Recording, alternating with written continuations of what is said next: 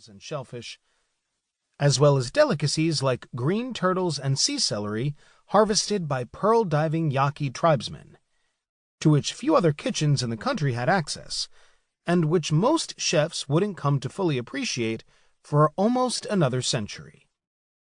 Open for only a few weeks, the resort was already attracting dukes and princesses and presidents, who quickly booked passage on the Atchison, Topeka, and Santa Fe, the upstart railroad whose newly laid tracks were the only way to get there.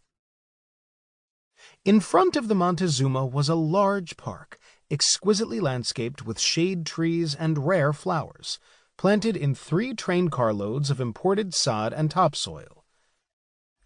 At the center was a huge fountain, flanked by lawns for tennis and croquet, an archery range, and even a zoo, where the deer and the antelope literally played. The free-form park was illuminated, as was the building itself, by thousands of gaslights fed by the hotel's own generating station. So, when Red John and his men approached on horseback that evening, they couldn't believe their bloodshot eyes.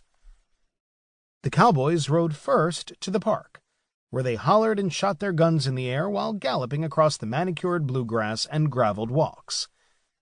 The commotion could be heard throughout the hotel, from its grand entranceway to its cavernous main dining room. There it reached a tall, slim man in his mid-40s, with a perfectly groomed Van Dyke beard, deep, cautious eyes, and senses that were always cocked. He tried to ignore the noise and enjoy his dinner, but soon threw down his linen napkin and rose abruptly from his cane-backed chair. The man was dressed fastidiously in a dark blue suit, with a waistcoat and dangling watch fob, the formal uniform of a Victorian gentleman from his homeland of England. But he walked quickly, with the nervous energy of America, drawing the attention of the dining-room staff and some of the guests as he passed. By the time he left the dining room, the cowboys had dismounted and were running riot through the hotel. He could hear them in the billiard hall, where they were taking target practice with the Indian relics and curios displayed above the bar, and shooting the tops off the private label liquor bottles on the sideboard. "Boys, put up your guns," the Englishman called out, striding into the room.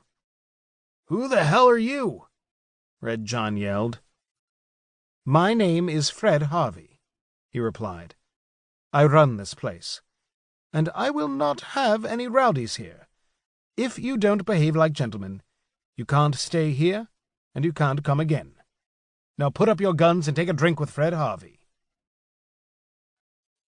Although he had been in America for 30 years, Fred still retained his British accent, which made some Westerners titter. But as the cowboys laughed, cursed, and taunted him, and hotel guests started gathering, he walked over and grabbed Red John by the collar. In a single motion, the fastidious Englishman yanked the dusty desperado over the bar and pinned him to the floor. "You mustn't swear in this place," he told the stunned cowboy. There was a moment of silence, and then Red John told his men to stand down. "Fred Harvey is a gentleman, boys," he declared, brushing himself off.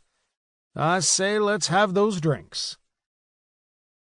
When the drinks were done, they were served a midnight breakfast as well, the breakfast for which Fred Harvey was becoming famous. The freshest eggs and steak available in the country, shipped directly from farms in refrigerated train cars.